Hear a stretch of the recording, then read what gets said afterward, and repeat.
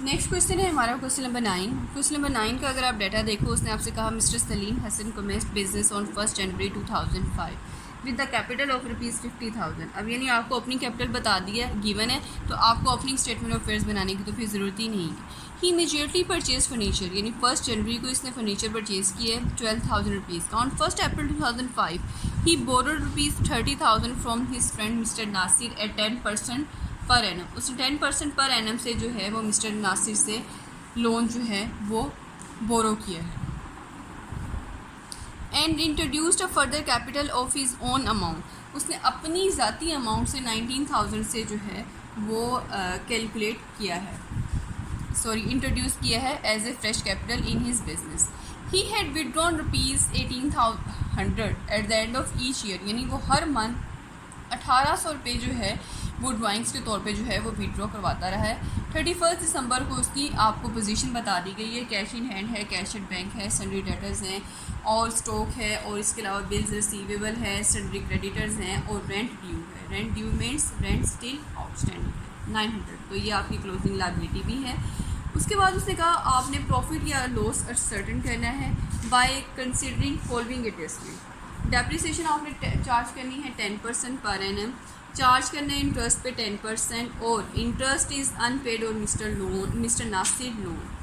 पिछले क्वेश्चन की तरह जैसे उसमें भी इंटरेस्ट जो है वो स्टिल अभी पेबल था, आपने पे नहीं किया था, यहाँ पे भी आपकी लायबिलिटी है अभी, तो ज़ाहिर है ये आपकी सिर्फ लोन की लायबिलिटी नहीं है बल्कि जो लोन पे इंटरेस्ट बनता है उसकी भी लायबिलिटी है। इट्स मीन आपकी लायबिलिटी यहाँ पे इंक्रीज़ हो जाएगी। तो हम क्वेश्चन को भी स्टार्ट करते हैं। क्वेश्चन को स्टार्ट किया हमने।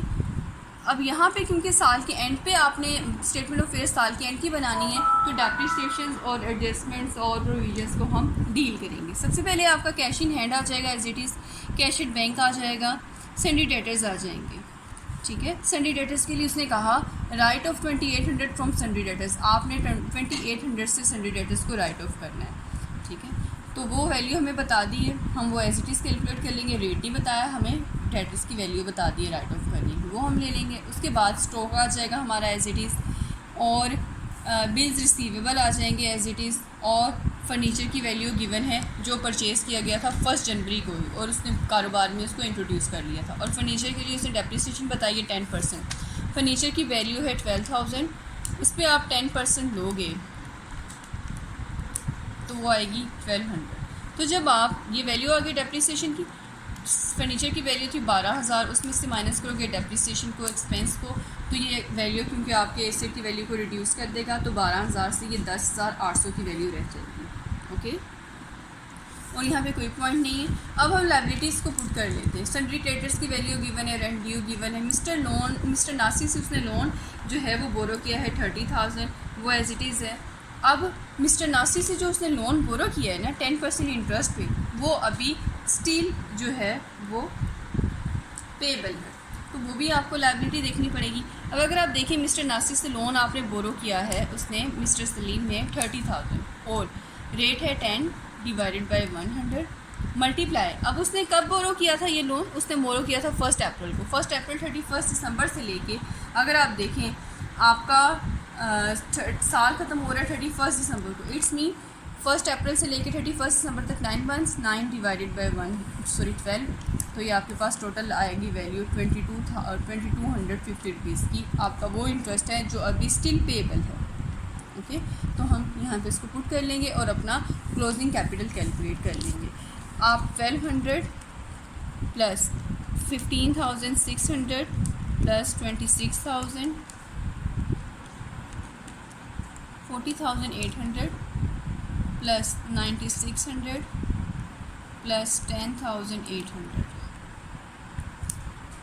1,04,000, इसमें से माइनस करोगे 3,000 माइनस 900 माइनस 30,000 माइनस 22,050। आपके पास बैलेंसिंग फिगर होगा लेकिन है ये आपका क्लोजिंग कैपिटल विच इज़ 67,850। और अगर आप देखें तो यही हमारा जो है वो आंसर भी है। आंसर हो गया हमारा टैली। ठीक है, उसके बाद हमें जो हमारी रिक्वायरमेंट है वो है मई स्टेटमेंट ऑफ प्रॉफिट या लॉस कैलकुलेट करनी है, यानी हमें नेट प्रॉफिट कैलकुलेट करना है। उसके लिए हमें statement of profit and loss calculate बनानी पड़ेगी। Statement of profit and loss का फॉर्मेट आपको बड़े अच्छे से याद है। आपको क्लोजिंग कैपिटल चाहिए होता है, ड्राइंग्स चाहिए होंगी, हमें एडिशनल कैपिटल चाहिए होगा। अब अगर आप देखें, उसने आपसे कहा था कि ड्राइंग्स मौजूद हैं, वो हर माह 1800 जो है वो विड्रॉ करवाता रहा है। 1800 वो हर माह विड्रॉ करवा रहा है। 12 टोटल मंथ्स होते हैं, आपके पास 21,600 की ड्राइंग्स मौजूद होंगी। इसको आप ऐड कर दोगे 67,850, तो ये 89,450 होगा। इसमें से आप लेस कर देंगे एडिशनल कैपिटल विच इज़ 19,000, 70,450। इसमें से लेस कर देंगे 50,000, तो आपके पास profit before charging interest on capital आ जाएगा। ठीक है, उसके बाद अगर आप देखें, उसने आपसे कहा आपको इंटरेस्ट ऑन कैपिटल आपने चार्ज करना है। इंटरेस्ट ऑन कैपिटल आपने लेना है 10%। आपको मैंने पहले भी बता दिया, इंटरेस्ट ऑन कैपिटल लेते हैं आप 50 ओपनिंग कैपिटल और एडिशनल पे इंटू 10 डिवाइडेड बाय 100, 5,000। और एडिशनल कैपिटल है, उसने अपनी ही अमाउंट विड्रॉ इंट्रोड्यूस की थी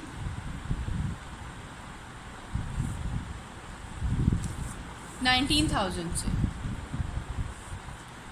19,000 इंटू 10 डिवाइडेड बाय 100 इंटू 1 अप्रैल को की थी, 1 अप्रैल से लेके और 31 दिसंबर तक ये 9 मंथ्स बन रहे थे, इंटू 9 डिवाइड बाई 12, 1450। ये हो गया एडिशनल पे, और ओपनिंग पे था 5,000। तो टोटल इंटरेस्ट जो है वो कैपिटल पे आपके पास आया गया 6,425। तो हम क्या करेंगे, हम profit before charging interest on capital पे से, जो कि है 20,450, उसमें से जो इंटरेस्ट ऑन कैपिटल है 6,425, जो भी हमने कैलकुलेट भी किया, हम उसको माइनस करेंगे तो हमारे पास profit, net profit after charging interest और कैपिटल जो है वो कैलकुलेट हो जाएगा। अगर आप देखिए हमारा आंसर भी यही है। क्वेश्चन हो गया आपका कंप्लीट। ठीक है, प्रॉपर तरीके से आपने वर्किंग करनी है, क्योंकि मैंने आपको बता दिया है कि आपके वर्किंग के मार्क्स होते हैं। वर्किंग मैंने पीछे आपको बता दी है, आपने करनी है, आपने इसी तरह से इस क्वेश्चन की प्रैक्टिस करनी है। होप सो आपको सारे आपके पॉइंट्स क्लियर हो चुके होंगे।